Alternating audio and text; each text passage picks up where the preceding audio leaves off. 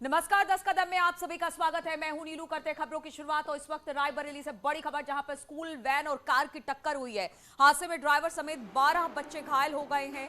अस्पताल इन्हें पहुंचा दिया गया है। लालगंज कोतवाली के बहाई गांव की घटना बताई जा रही है, जहां पर स्कूल वैन और कार की टक्कर हुई है।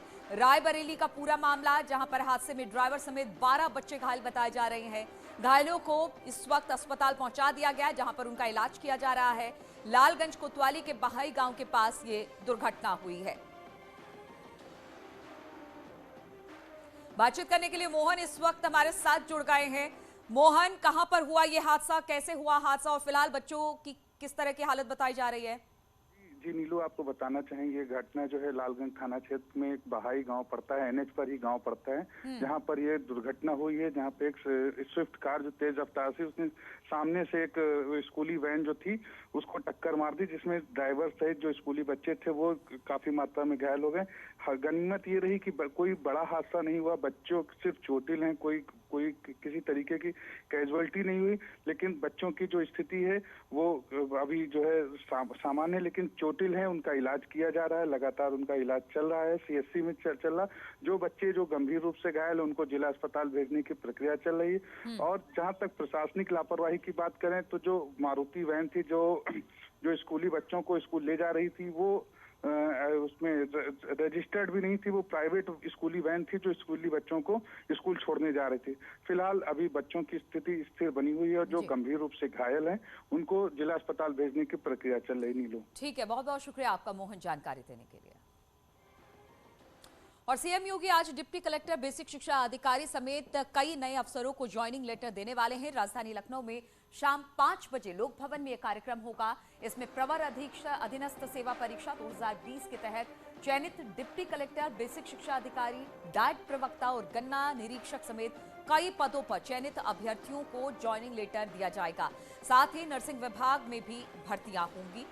तो आज कार्यक्रम इसको लेकर रखा गया है। और हम आपको बता दें कि मुख्यमंत्री डिप्टी कलेक्टर, बेसिक शिक्षा अधिकारी, डाइट प्रवक्ता और गन्ना निरीक्षकों समेत कई पदों पर चयनित अभ्यर्थियों को ज्वाइनिंग लेटर देने वाले हैं।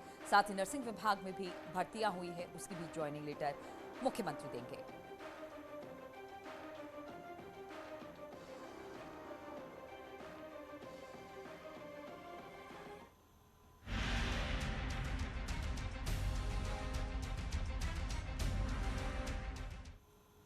तो उत्तर प्रदेश विधानसभा के शीतकालीन सत्र का आज दूसरा दिन है। आज सरकार की ओर से विधानसभा में अनुपूरक बजट पेश किया जाएगा।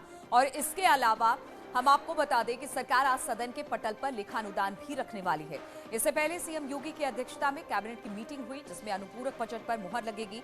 दूसरे दिन भी सत्र हंगामेदार रहने के आसार हैं, क्योंकि विपक्ष का भी रुख काफी हमलावर रहने वाला है।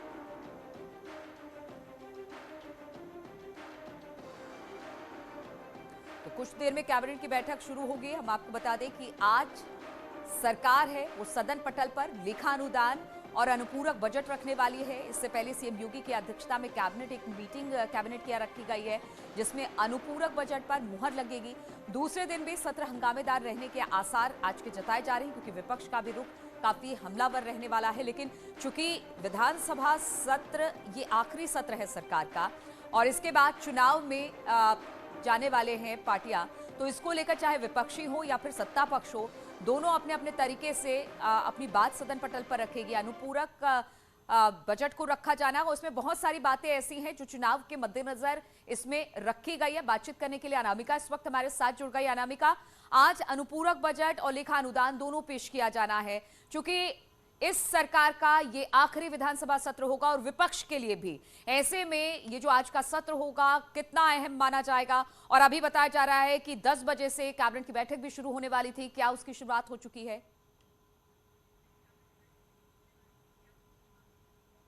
देखिए नीलू, सबसे पहले बता दूं मैं आपको, मुख्यमंत्री आवास पर 9:45 बजे कैबिनेट की बैठक प्रस्तावित है।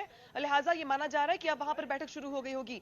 इसके बाद ही और इसके जरिए ही जो बजट का पूरा प्रारूप है उसको मंजूरी दी जाएगी। 11 बजे सदन की कार्रवाई शुरू हो जाएगी। बेशक की सरकार के इस कार्यकाल का अंतिम अनुपूरक बजट है और अंतिम सदन की कार्रवाई भी है। इसके बाद सभी पार्टियां चुनाव में चली जाएंगी। लिहाजा विपक्ष के पास भी ये ऐसा मौका है, अंतिम मौका है इस सरकार के कार्यकाल के लिए, कि आज सरकार के लिए वो मुश्किलें बढ़ा सकती सदन के भीतर बजट बजट पेश करते वक्त।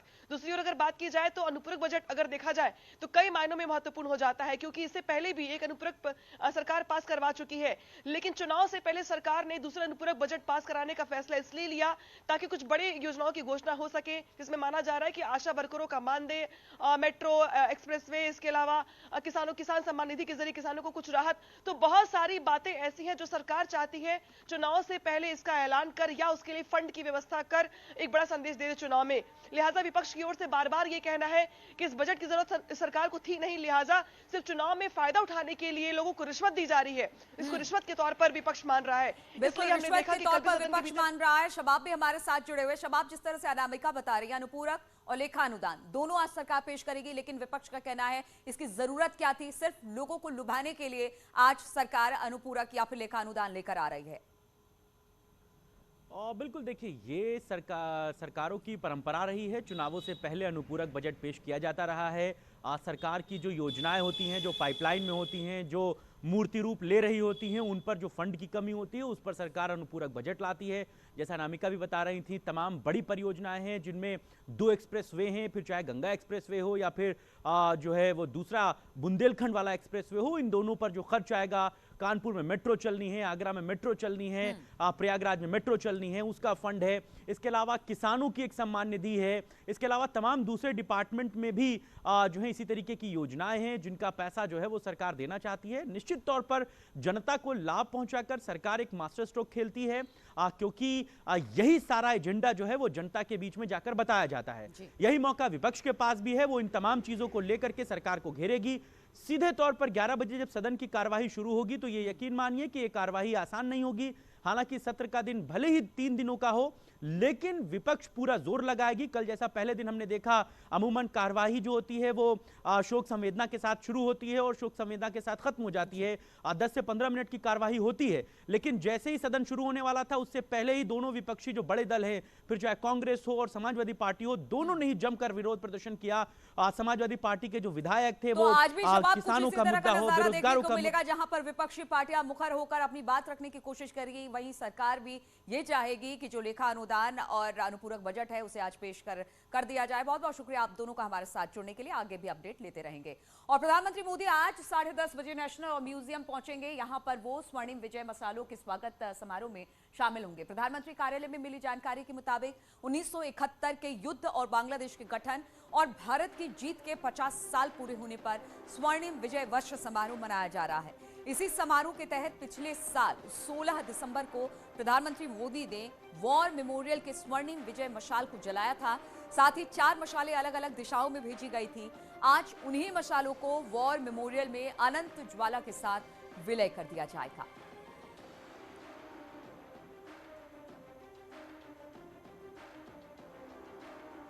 और रक्षा मंत्री ने ट्वीट किया है, वो भी हम आपको दिखा रहे हैं। उन्होंने लिखा, विजय दिवस पर किस तरह से साहस और बलिदान को याद करते हैं। हमें अपने सशस्त्र बलों और उनकी उपलब्धियों पर गर्व है। स्वर्णिम विजय दिवस के अवसर पर हम 1971 के युद्ध के दौरान अपने सशस्त्र सैनिकों, साहस और बलिदान को याद करते हैं।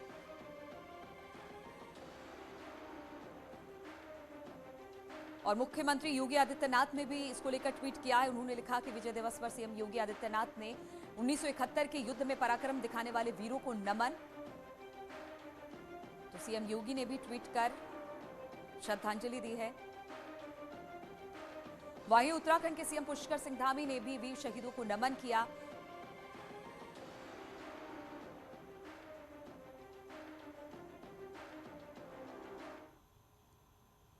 और खबर यह भी मिल रही है कि केंद्र सरकार युवतियों की शादी की उम्र 18 साल से बढ़ाकर 21 साल करने जा रही है।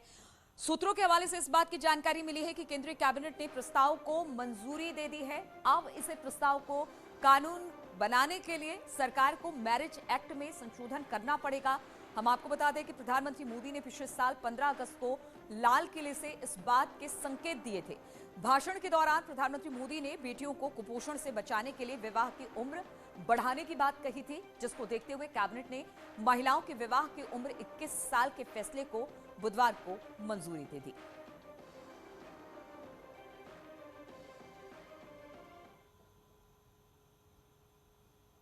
और अयोध्या और काशी के बाद अब साधु संतों की तरफ से मथुरा के पुनर्निर्माण की मांग अब जोर शोर से उठने लगी है। ऋषिकेश परमार्थ निकेतन के अध्यक्ष स्वामी चिदानंद सरस्वती ने कहा कि मथुरा में कृष्ण मंदिर कॉरिडोर बनाए जाने की मांग की है। न्यूज 18 से खास बातचीत में उन्होंने कहा कि कोर्ट के फैसले का अपना स्थान है, लेकिन जन भावनाओं का सम्मान किया जाना चाहिए। मथुरा में कृष्ण मंदिर कॉरिडोर बनाए जाने से किसी को आपत्ति नहीं होनी चाहिए। काशी विश्वनाथ कॉरिडोर में जो आज हुआ है वही मुझे तो कृष्ण कॉरिडोर में भी हो, मथुरा में भी हो, क्योंकि यहाँ देखिए मस्जिद वहीं पर खड़ी हुई है, लेकिन मंदिर का विस्तार हुआ, वो पूरा क्षेत्र कितना सुंदर हो गया। कोर्ट अपना निर्णय देंगे, उनका सम्मान होना चाहिए, कोर्ट का एक अपना स्थान है, लेकिन लोगों की भावना का एक अपना स्थान है। और कल काशी में महापौर सम्मेलन हो रहा है। दीनदयाल हस्तकला संकुल में यह सम्मेलन होगा। प्रधानमंत्री मोदी वर्चुअली इस सम्मेलन का शुभारंभ करने वाले हैं। सम्मेलन में सीएम योगी, केंद्रीय मंत्री हरदीप सिंह पुरी, कैबिनेट मंत्री आशुतोष टंडन सहित कई मंत्री इसमें शामिल होंगे। ये सम्मेलन न्यू अर्बन इंडिया थीम पर किया जा रहा है। अभी तक सम्मेलन में शिरकत करने के लिए 100 से भी ज्यादा मेयर की मंजूरी मिल चुकी है। ये मेयर आज काशी में आ जाएंगे और शाम में खिड़किया घाट जाएंगे। यहां से वो क्रूज से ललिता घाट पहुंचेंगे और फिर काशी विश्वनाथ का दर्शन पूजन करने वाले हैं। इसके बाद काशी विश्वनाथ धाम को भी देखेंगे। सभी मेयर गंगा आरती में भी शरीक होंगे। रात का डिनर क्रूज पर ही होगा। 18 दिसंबर को कुछ मेयर वापस लौट जाएंगे, वहीं कुछ मेयर रामलला के दर्शन के लिए अयोध्या पहुंचेंगे।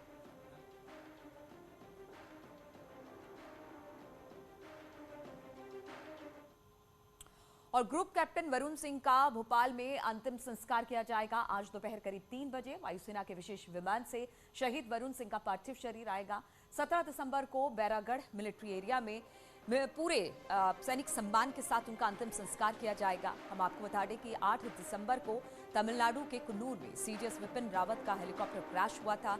इस हादसे में विपिन रावत, उनकी पत्नी समेत 13 लोगों के निधन हो गए थे। हादसे में सिर्फ वरुण सिंह ही बचे थे, लेकिन कल वो जिंदगी की जंग हार गए। और रुकते हैं आप छोटे से ब्रेक के लिए, फौरन हाजिर होंगे।